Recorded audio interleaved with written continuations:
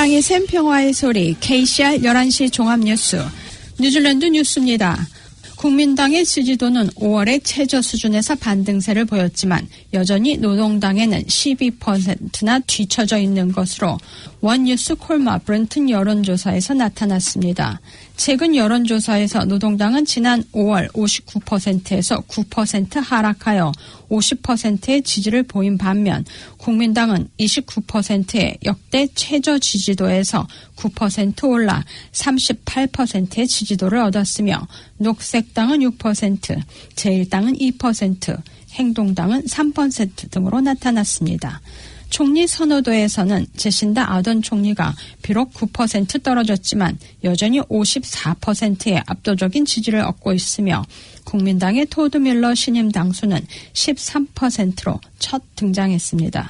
지난 록다운 기간 동안 상당한 지지를 얻었던 노동당은 지난 2주 동안 해외에서 입국한 키위들의 검역과 관리 면에서의 착오로 인해 지지를 잃었으며 그만큼이 국민당으로 전환된 것으로 보입니다.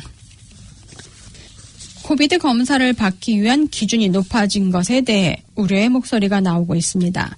감기나 독감의 계절이 다가오고 있고 최근 해외 감염자가 늘고 있는 가운데 사람들이 불안해하고 있는 상황에서 너무 이른 조치라는 의견입니다.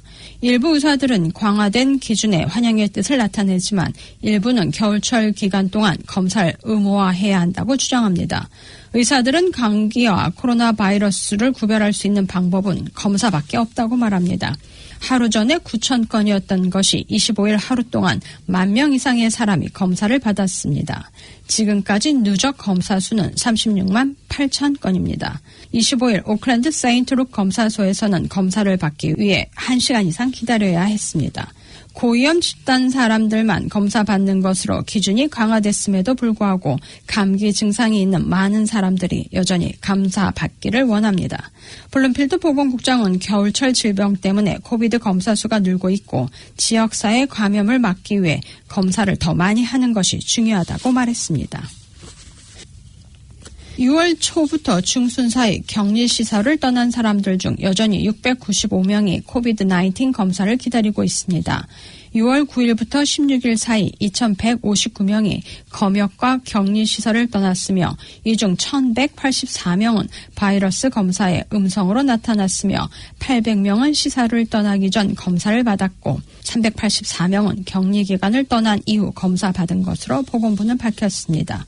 143명은 검사를 받도록 안내되어 그 결과를 기다리고 있으며 695명은 검사를 받도록 접촉을 했지만 168명은 잘못된 번호로 연락이 되지 않아 이들을 찾아내는 부서로 이관됐다고 블룸필드 보건국장은 말했습니다.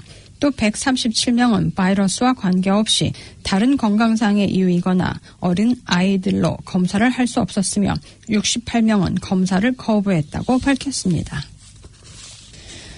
오타고 지역에서 코비드-19이 시작된 이래 수당 수혜자가 거의 절반 이상 증가하고 있습니다.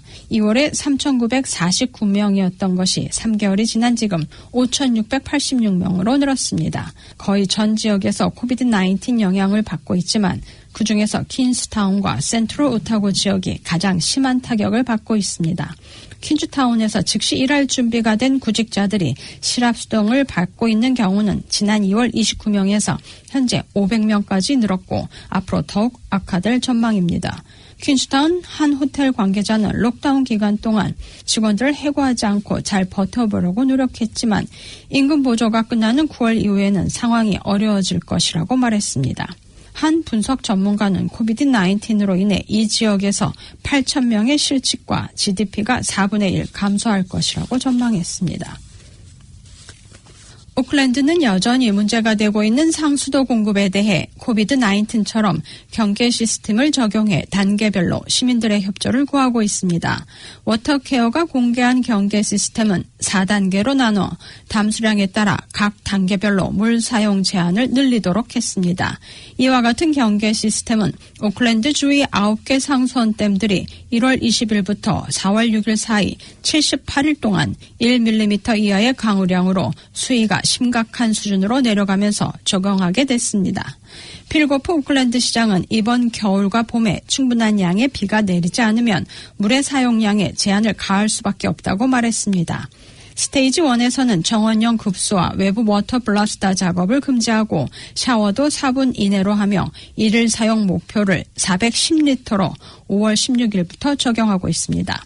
스테이지 2는 비슷한 제한이지만 추가로 실내 사용에서도 1일 20리터 절수를 목표로 하고 상업용에서도 최소 10%의 절수를 목표로 합니다. 스테이지 3에서는 1인당 30리터의 절수와 비즈니스들은 15%의 절수를 목표로 하고 스테이지 4에서는 1인당 40리터의 절수와 비즈니스들의 30% 절수를 목표로 하며 스테이지 3와 4에서 정원과 공원의 급수는 상수용이 아닌 물로 하게 됩니다. 워터케어의 관계자는 지난 이틀 사이에 비록 조금 가뭄이 해소됐지만 여전히 다음 수량이 충분하지 않다고 밝히면서 경계 단계를 해제하거나 스테이지 2로 올리지 않을 상황이라고 밝혔습니다.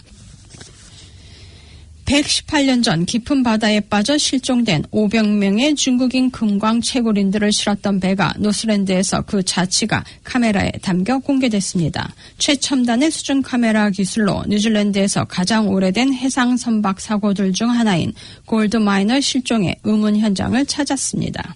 1902년 500명이 채 안 되는 중국 골드 마이너들을 싣고 가던 배가 실종된 사건이었으며 이에 대해 6년 전부터 탐사팀은 그 위치를 파악하고 원거리 작동 카메라로 깊은 바닷속의 잔해를 촬영하는 데 성공했습니다. 많은 사람들이 위치도 찾을 수 없다고 말했고 또 촬영도 불가능하고 잔해도 찾을 수 없다고 경비만 낭비할 것이라는 비난에도 불구하고 탐사팀은 그 과정을 다큐멘터리로 제작했습니다.